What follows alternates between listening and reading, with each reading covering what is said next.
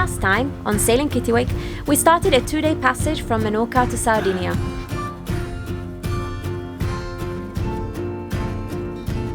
In this episode, we arrive in Sardinia in the dark and anchor off for the night. I've started my night watch around midnight and it's looking pretty incredible. The moon hasn't risen yet, so there's a really good stars and a little bit of bioluminescence in the water. So far it's a very chilled out night watch because there's not much wind. At the moment we have 12 knots, 14, and I can see a ship on my starboard quarter. It's not come up on AIS yet, so it must be quite far away, but I can clearly see the lights, so no struggle there. Just gonna wait for it to pop up on the AIS and see what our courses are like. And I'm doing 4.5, 4.3 knots, which is fine. It's quite relaxing after speeding up at 7+ knots today a few times.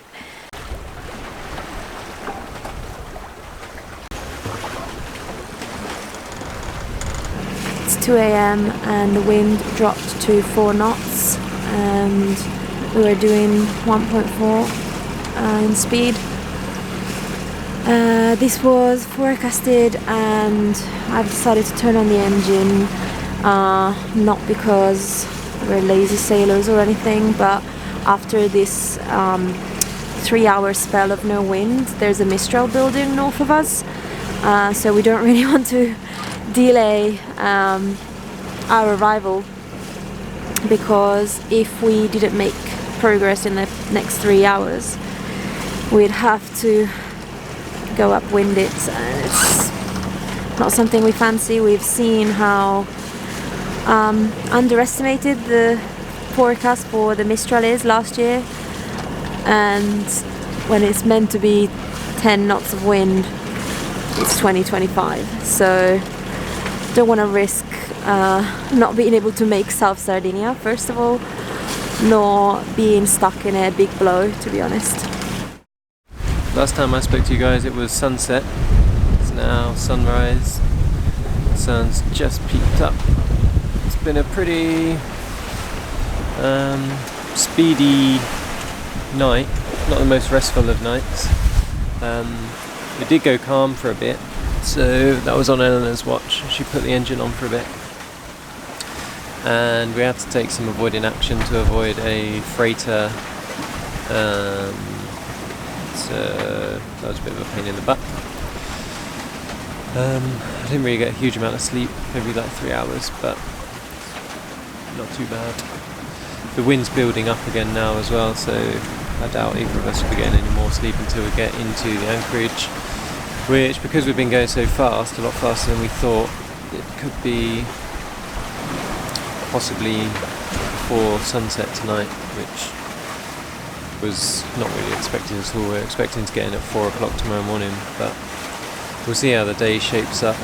We're storming along at the moment, nearly 7 knots most of the time, and yeah, the waves are building up quite a bit, so I might, when Eleanor gets up, we might drop the main and just go under the staysail, but it's still a little bit gusty. Right now it's only 18 knots, but it has been up to 27.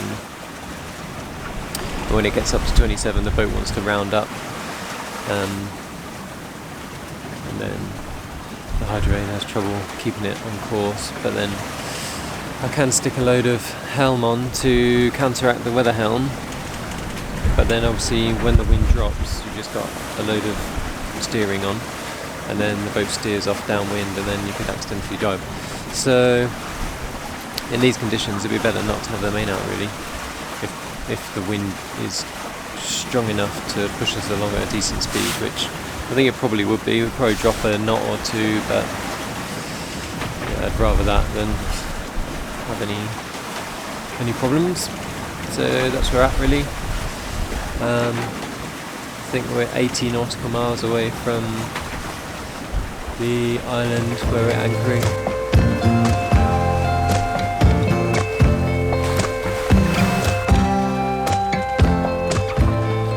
Good morning. I had to recover from Ryan a couple of hours ago. Couldn't really get much sleep. We were rolling like crazy, slumming noises and all sorts. But it was nice to be comfy and out of the wind and everything. Finally, it's about 10 a.m. The wind seems to be slowing down a little bit and the waves are leveling out.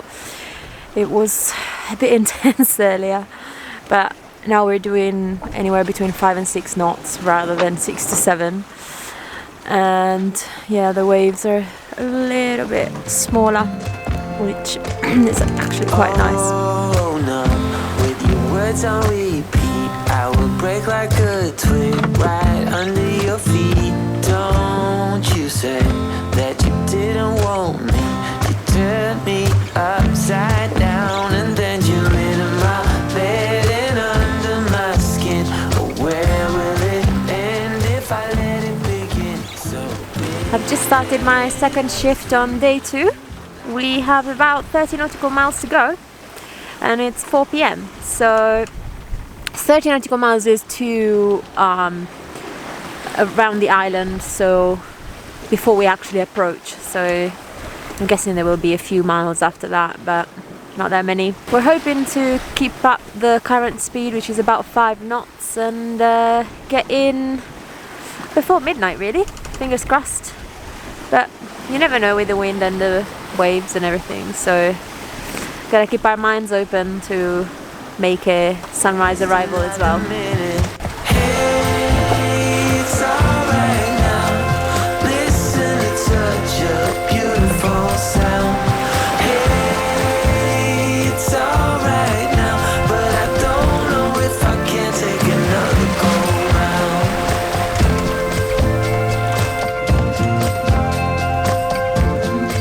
So because of how fast Skua is going, never under 6 knots, our new estimated time of arrival is maybe 11 p.m.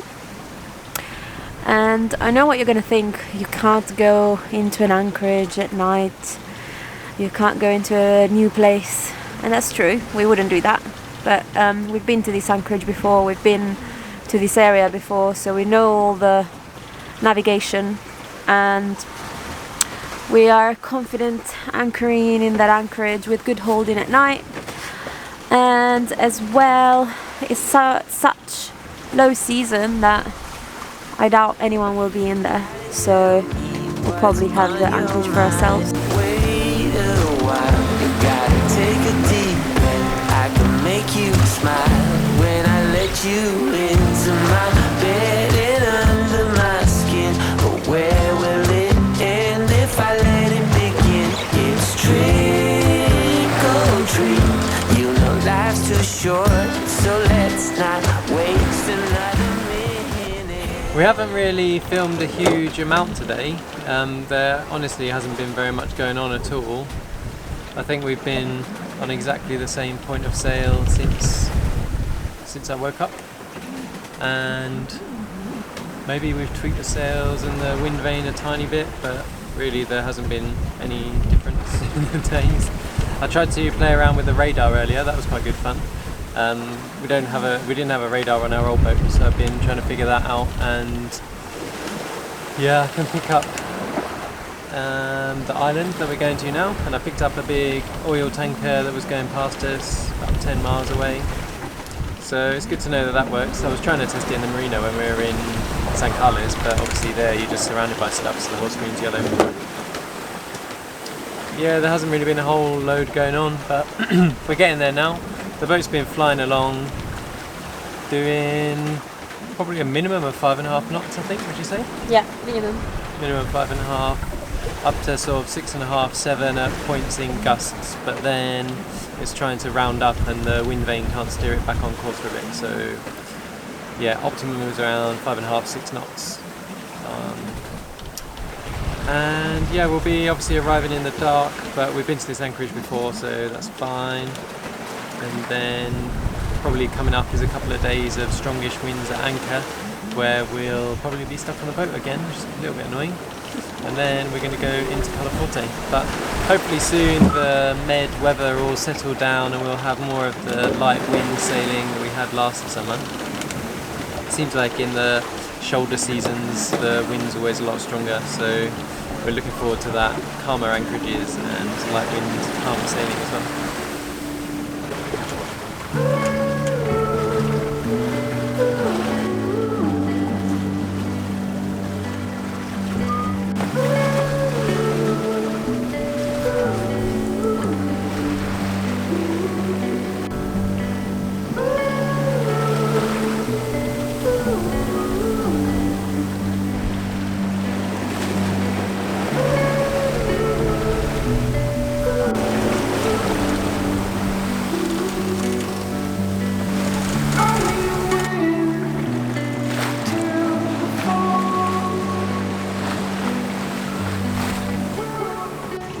This is Elena whenever we get near enough land to get internet access. I'm posting on the Sailing Kittiwake Facebook.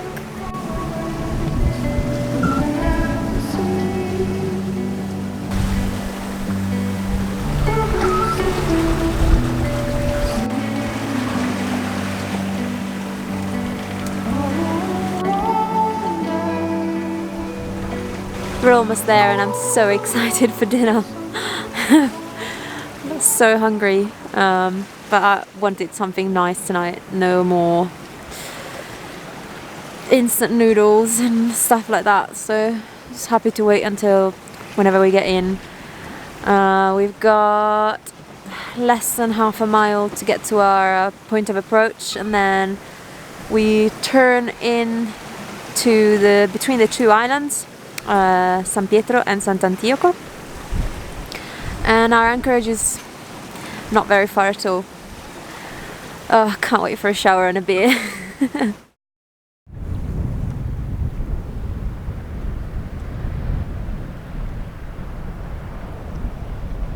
This is the state of our boat after a passage. So we're gonna put it back together, put some good tunes on and get cleaning and tidying up.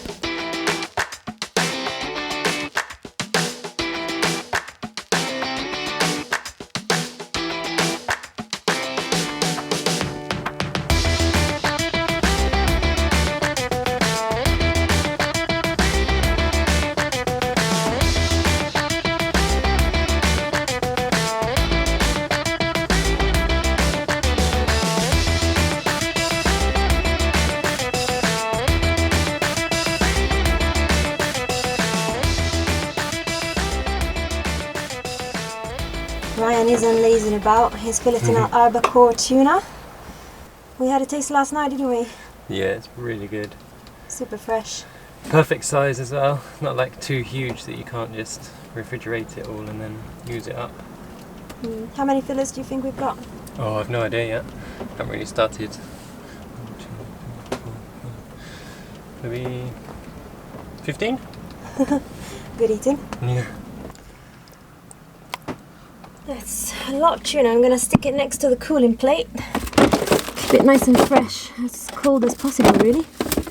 There we go. Over the next days I tried to get as creative as I could with the tuna in the galley. Some of the weird dishes I cooked included tuna steak, Spicy tuna wraps, tuna carbonara, tuna in wine, garlic and herb cream sauce, tuna steak marinated in soy sauce, ginger and garlic, spiced tuna with potatoes and cherry tomato, tuna steak burger with onions, aubergine, cherry tomatoes, garlic mayo, What's and not in there? Spiced potatoes.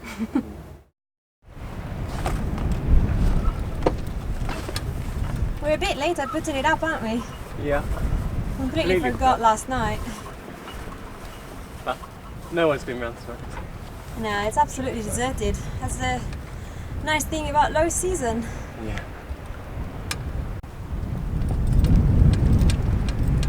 There you go, look. I think we might be sued by YouTube with copyright.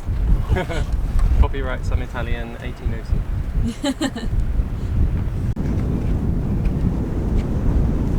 So this is where we anchored last night. As we said, we knew this bay beforehand. We had our old track on the chart plotter, our portable tablet one from last year. So we were quite confident coming in. And yeah, a few tricks that we use to anchor in the dark are obviously following our old track, but wary that obviously this boat has a deeper draft than Kittiwake. Not by much though.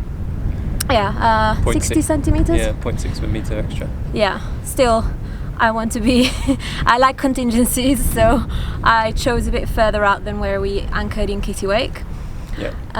Other tricks were using the instruments as much as we could. Obviously we know they can fail, but they were a pretty good indication. Our depth sounder is very, very accurate, as we've found out by using a lead line. So Yep. we made sure that when we were digging in the anchor, the depth stayed the same, and the speed over ground was next to zero. Because it's hard to obviously line stuff up. Normally we'd line two things up on shore, and then when the engine's in reverse, we'd just check that we're not moving relative to those things. Yeah. But at night that's much harder, unless you've got a very handy star with a light on shore or something. So last night there was absolutely no moon and there were no lights around here, so that wasn't very easy. But I could see the reef that's in the middle of the two bays which divides them, and I could see the end of the headland against the backdrop of the cities, villages, and as well there were some good stars right next to those points of reference, so that was really helpful as well. Yep. But it was fairly windy, so it was a reasonably tricky anchoring situation, because it's hard to hold the bow exactly into the wind and sort of steer to where you want to go. Yeah, I was really struggling. The wind kept pushing me to starboard when I obviously wanted to go to port. Yeah. But once we got to 7 meters, I think, Yeah. Eleanor shouted we're in 7 meters or drop the anchor or whatever, and then I just dropped it all. And I put a reverse on so that I could stop the boat from moving forward. So we normally, if we're anchoring in the light, we try and like pay out the anchor chain perfectly, but in the dark it's next to impossible, and you don't know exactly where you're going to swing and stuff. So I dropped the anchor, felt that it was on the bottom, and then as soon as we started moving backwards I just dumped all the chain, which with our anchor we can do, and we're confident that it will then bite anyway, even though we haven't laid out the chain perfectly. That also gives me a few seconds to get the bridle on and connected and get that overboard as well, so that when Skua goes tight on the anchor chain, she's tight on the bridle, which is handy because I don't like the chain rubbing up against the bobstay. It is a bit of a faff if the anchor didn't hold, although it never has done. It's never not held. Apart from in poor holding in Fornells. Yeah, but if it didn't, then we'd obviously have to pick it back up, which would be a bit more of a faff with the bridle on. But we were confident in this anchorage because it's got sandy bottom, so we knew that it would bite. Our anchor is great for sand. Yeah, and yeah, it's been holding perfectly. And we had a minimum of 16 knots of wind when we anchored and a maximum of maybe 22. Yeah. So I was very careful with the reverse. I didn't put too much on when there was a gust. And when it was 16 knots, I put at least 1,000 revs on the engine. So we were confident that we weren't moving at all. Yeah.